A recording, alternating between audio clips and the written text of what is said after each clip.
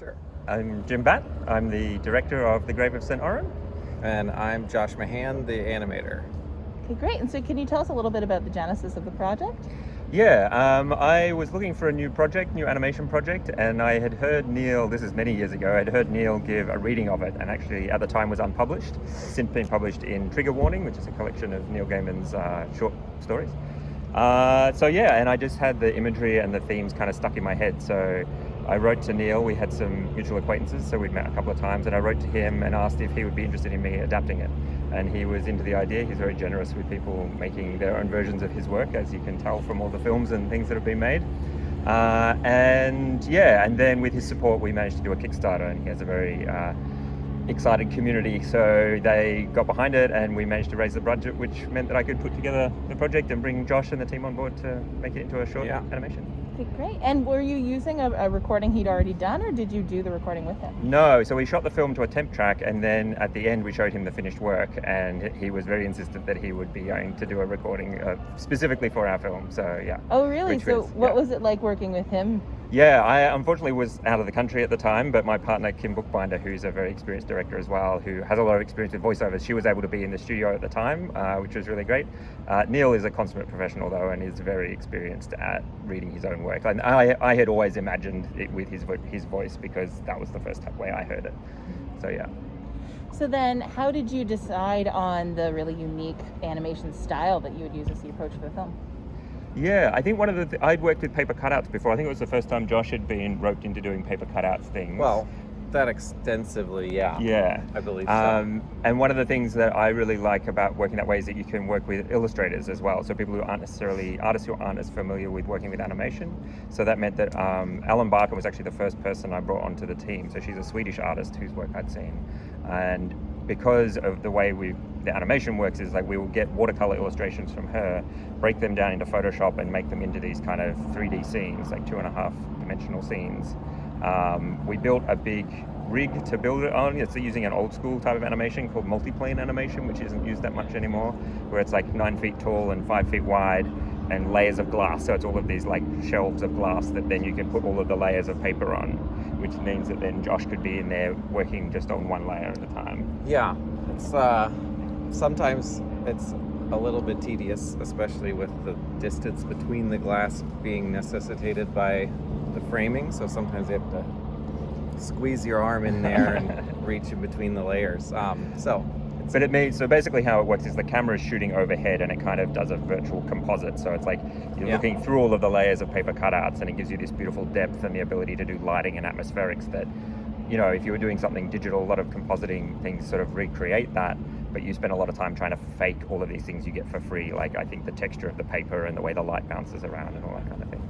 Yeah. So was this your first time working with the paper as well? No, I'd done this, so my last 2 animation projects had been working with paper, so I was kind of wanting to build on that and try some of these new tricks that I'd learned. Okay, but this was your first experience with it? Well, I mean, I work primarily in stop motion, but usually with puppets in 3D spaces. So yeah, I think I've done some paper top-down stuff for advertisements before, but they're much smaller scope. Yeah. Can you give us a sense of like the timing? Like how long, so the film's around 8 minutes, right? Yeah. So how long does it take to shoot that amount of footage with moving the paper? We're getting too long. 6 seconds a day, something like that, I think. Wow. Yeah, it took us 9 months in total to do all of the shooting. Yeah. 6 seconds a day. Yeah. That's so Josh and I were locked in a amazing. dark room for 9 months, moving piece of paper, take a frame, use a piece. Yeah. So how do you, like, from a basic animation perspective, like how do you sort of imbue paper with the emotion of like human physicality? I can't tell you that. Explain your entire career in 1 minute. I don't know. I think that's what's the fun part of it, is like that exact challenge, right? So like, how do you do that? And when you do it, how come it appeals to people and they can connect with it?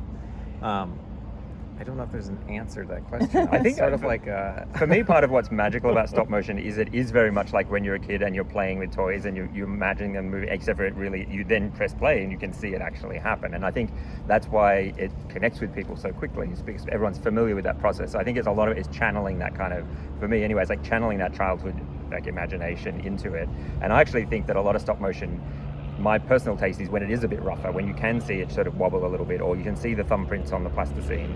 And I think a lot of that charm comes through, and that reminds you that this is physical objects that shouldn't be moving, that have been breathed into life. And I think, you know, that's kind of the trick that Josh has, is being able to bring that into it and kind of find that personality in the characters. And the thing that will always surprise me is that you'll have a plan, you have a script, you have the storyboards, and then again you start animating something and you're like, wow, this character is not, they've got a bit of a different personality than I expected, and it will come through from the way the puppet is built, or the kind of things that are easier to tell with that particular style of animation. And so I think I was very surprised, even in this paper cutout style, to be like, find these characters behaving differently than I expected. How do you approach? Did you have it all storyboarded out, or where do you start? Yeah, the start was adapting the poem into a script, which turned out to be a bit more of a challenge than I expected, because it's a quite unconventionally shaped story, so it's kind of the same story told 3 times. And then once we had the script worked out, and Neil had, you know, read that and signed off on the changes that we were making, just to the visuals more than, like, we were very keen to keep the actual poetry intact. Then I thumbnailed the entire thing, and so we had a full storyboard that we worked from. Normally at this point, I think Josh would be more familiar with this, but it's like you would have an animatic, but we, because of the nature of the poem and the fact that we're sticking quite closely to the poem and some of the turnaround time we had with our artist, we actually went straight from the storyboards to the finished art. So we would then send that off to Alan Barkin, who would illustrate the scene. We'd get that back and then break that down, like I was saying, into like the elements that we needed. And then the challenge was Josh and I working out on this big rig that we have, how do we break that down over the layers of glass? How do we put the camera moves on there to get the kind of 3-dimensional depth that we want, and the lighting and the visual effects. And Josh and I were just kind of talking this morning about the fact that with this sort of stop motion animation, every day is just like a process of invention. You're like, cool, we got that shot done. Now, how the hell are we going to do this particular thing? Because you're always kind of doing a new thing, and that kind of problem solving, I think, is a big part of it. What were some of the story moments that were the most challenging on a technical level? Oh, geez. I think there's one particular shot that it incorporates sort of a Pepper's ghost, which is a semi-transparent ghost character, and then transitions into the paper cutout character, and then they fall through the ground. And there was so many things going on there, like the transparent layer was projected in front of the camera on an angled piece of glass, and I had to advance that animation digitally on a laptop. And because stop motion animation already isn't hard enough. We decided we wanted to do a lot of practical effects, so a lot of the things that look like components, it was all in camera. So we had this like actual like half transparent ghost there, and tracking all of these different things and getting the timing of all of those pieces. Like we'd already pre-shot some of that animation that was comping in. So yeah, some of these like quite complicated camera move ones, and then you have to, the characters all have to land on the right beats. And I definitely think there was a few shots where Josh was swearing, like being like, other than that, and we'd be like, we're nearly ready to shoot. We just have to like block in this extra bit of lighting that comes up at the end. And so yeah. Well, that was nice though when we did the practical lighting on the fire that like changes the shadow on the paper in the background. And it's so nice because you see it all there in the playback instead of going, well, once we do post on that, we'll put all the pieces together. Yeah. I think one of the biggest challenges for me was, one of the things I really like about the nature of the multiplane animation is that it has this kind of parallax and depth, and like that's really nice. But there's certain things like you can't really do, everything's like either front on or side on. It's like the forced perspective only, it breaks if the camera is at too much of an angle. And so there were some things where you're like, oh, and now this particular movement happens, but it's being done by 2-dimensional characters. So like, how do they swing a shovel? So we had a few challenges on that front where we had to kind of like make little custom pieces of puppet to kind of bridge the gap. Sure. Yeah. What is it about this particular poem that you thought would make a really great short film? I think the thing that resonated for me, well, there's sort of 2 things. One is I really enjoy the way that, and this is in a lot of Neil's work, is that it's kind of mythology and history weaving in and out of each other. So there's parts of it which like feel purely like the fantastical, and we try to really represent that. And then there's other bits where we go, this is a real place, like there's a real people, there's a real things that happen. You can go to the chapel that's in our animation and you can visit it, it's there on that island. And so I think that sort of overlapping realities is really interesting. And then I think the central theme for me is like really what stuck with me and kind of left me wanting to make it, which is that idea that, you know, God is not what you imagine, nor is hell, nor is heaven. It's just this idea that someone gets perspective outside of their reality and kind of goes, hey, maybe we haven't quite got it all worked out. Maybe there's more going on than we think. And it's not even saying like you're totally wrong. It's just like you haven't got, there's more there than you think is happening. And so I think that's a really important theme for humanity in general. Like I think we spend you look through history and it's like humans are always going, oh, we know, we've got it worked out this time. This is how it is. And then, 50 years later, they're like, oh, we didn't actually know what was going on. It was all these other things happening. And so I think that message of being able to adapt to new realities is really important. I think at the moment, more so than ever, really. And I think that as much as it's a spooky ghost story that has some pretty grim moments in it, I find it quite an uplifting story. And the overall message, I think, is uplifting, is that it's worth facing these scary moments in order to readjust your perspective and then hopefully kind of come out of that with a better view of things.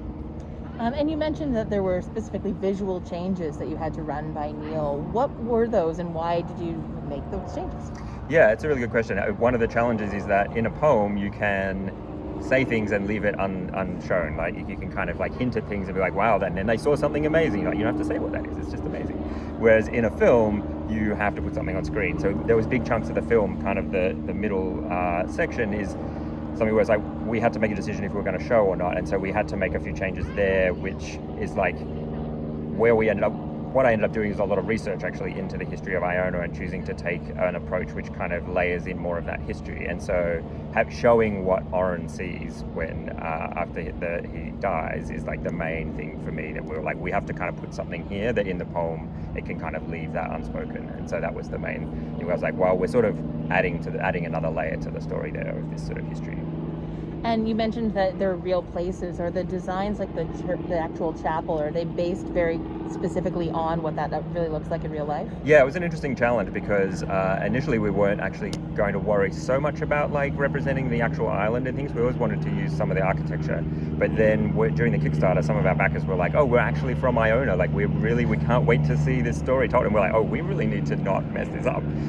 But Ellen Barker really loves doing research. So she did a lot of research and we really tried to play this kind of game of having some parts would be very fantastical and like they're the mythological moments where it's like you feel like just make this mountain as big as it needs to be. Who cares what it really looks like? Put the chapel on a cliff, that's fine, it doesn't matter. But then when we get to a more like contemporary and historical kind of parts of the story, we're like, okay, now we try and ground it back into like what the actual island looks like and what those towns are like. But the one thing that we did keep constant is that in Rayleigh Goran, which is the grave of St. Oran, is like it really is that weird little chapel with these kind of funny little teeth around the door. And I was like, yep, that's great. We'll just keep that. That's fine. That's spooky enough as it is. Has anybody from the place actually been able to see the film yet, and have you gotten any of that feedback? We've had a little bit of feedback. Yeah, everyone seems to really enjoy it. So yeah, which is great. Yeah. So then, where can fans see the film and find you online? Yeah, so we're kind of wrapping up our festival circuit at the moment. This will probably be one of our last festival screenings, I think. And we're going to release probably in the next month or two. And so probably the best thing is if you go to thegraveofstoran.com, you can find all the socials for the film on there and also a newsletter. So if you sign up there, we'll send out something to say where and when it lands. And I'm on Instagram, Jim Batt, Batt on Instagram is probably the best place to find me.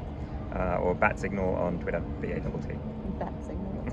Yeah, I'm Josh Mahan on Instagram or Twitter. Just my name, so pretty easy. Cool.